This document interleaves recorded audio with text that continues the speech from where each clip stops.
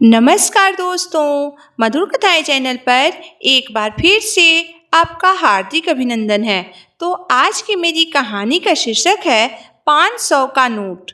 तो चलिए शुरू करते हैं आज की अपनी ये कहानी। आज शाम को जब मोहित ऑफिस से घर आया तो उसका चेहरा उतरा हुआ था। वह बहुत उदास था। वह घर में ढुकते ही अपना बैग सोफे पर रखकर और चुपचाप अपने कमरे में जाकर लेट गया।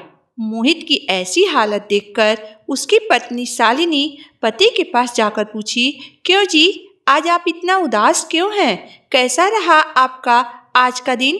पत्नी की बात सुनकर मोहित बोला, आज का मेरा दिन बहुत खराब रहा। आज ऑफिस जाते वक्त मेरे पैकेट से 500 के नोट यानी 1000 रुपये पता नहीं कहाँ गिर गए। ऊपर से आज मेरे कार में किसी ने ठोकर मार दिया है, जिससे कई जगह स्क्रैच लग गए हैं। उसे ठीक कराने में कम से कम 5 से 6 हजार रुपये लगेंगे। आज सुबह से ही मेरा बहुत नुकसान हुआ है। पति की बात सुनकर शालिनी को सुबह की घटना याद आ गई। आज सुबह उसने अपने काम वाली बाई उषा को पगार के 2000 रुपये में एक 500 का बिल्कुल फटा हुआ नोट मिलाकर दे दिया। उषा अपने मालकिन पर भरोसा करते हुए पैसे बिना देखे बिना गिने लेकर घर चली गई। शालिनी की गलती की सजा आज मोहित को भुगतना पड़ा। उसे आज लगभग 7 से 8 हजार रुपये का नुकसान हो गया। शालिनी थी तो बहुत अच्छे परिवार से, उसके मायके या ससुराल में कोई कमी नहीं थी। ऊपर से उसका पति मोहित भी बहुत अच्छी जॉब करता था, इसलिए उसकी सैलरी भी बहुत अच्छी थी। लेकिन इतना सब कुछ होने के बाद भी शालिनी की नीयत सही नहीं थी। वह रिक्शा वाला, सब्जी वाला, फल वाला या कोई गरीब आदमी जैसे उसकी काम वाली बाई उषा ही क्यों न हो, वह सबसे मोल भाव करती रहती थी और सबको कम पैसा ही देना चाहती थी। वह नहीं समझती थी कि एक गरीब अपने पेट को पालने के लिए, अपने परिवार को पालने के लिए कितनी मेहनत करता है, जिसकी खामियाजा मोहित को उठाना पड़ता था। काम वाली उषा से इतनी काम करवाने के बावजूद भी वह भूल कर भी उषा से चाय के लिए भी नहीं पूछती थी। उसके इस आदत से मोहित भी परेशान रहता था। शालिनी मन ही मन सोचने लगी कि आज मेरे ही किए की सजा मोहित को मिली है।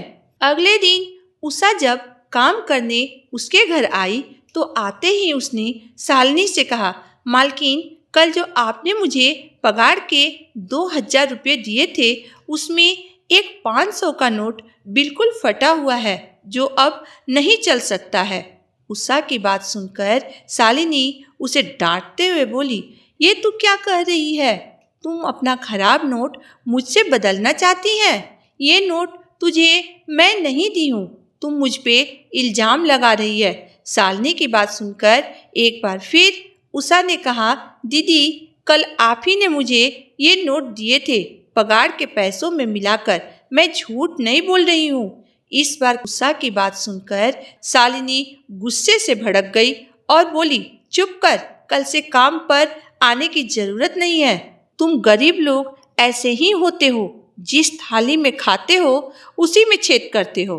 उषा शालिनी की बात सुनकर चुपचाप आंखों में आंसू लिए घर से बाहर चली आई और अपने घर चली गई। उषा के जाने के ठीक 1 घंटे बाद शालिनी की बेटी पूर्वी आई। पूर्वी को देखते ही शालिनी बोली, तू आ गई बेटा, चल जल्दी से हाथ मुंह धो ले, मैं तेरे लिए खाना निकालती हूँ। यह सुनकर पूर्वी बोली, नहीं माँ, अभी मुझे खाना खाने को मन नहीं कर रहा है। आज मैंने स्कूल में भेल पूरी खाई है, इसलिए थोड़ा रुक कर खाऊंगी। माँ, आपको पता है आज स्कूल में क्या हुआ है? शालिनी ने पूछा। क्या? तब पूर्वी बोली, माँ, आज आपने मेरे बैग से 100 रुपये निकाली है क्या? शालिनी कुछ याद करते हुए बोली, अरे हाँ, सब्जी वाला को देना था, मेरे पास छुट्टे नहीं थे। इसलिए मैंने तुम्हारे बैग से 100 रुपये निकाले थे।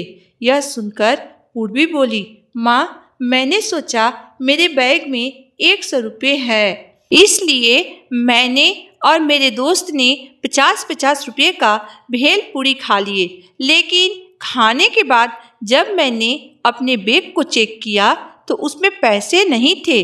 अब तो मुझे कुछ समझ में नहीं आ रहा था कि मैं क्या करूं, उसे कहाँ से पैसे दूं।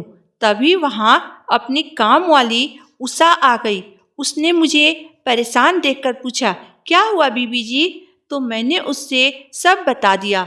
उसने तुरंत अपने पास से 100 रुपये निकालकर भेलपुरी वाले को दे दिए।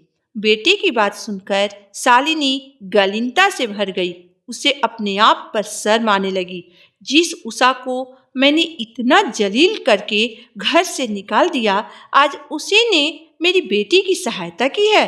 वह तुरंत उसी समय उषा के घर गई और उसे माफ़ी मांगते हुए उसे 600 रुपये पकड़ा दिए और बोली, 500 रुपये तेरे फटे हुए नोट के बदले और 100 रुपये पूर्वी को जो तुमने भेलपूरी खिलाई है।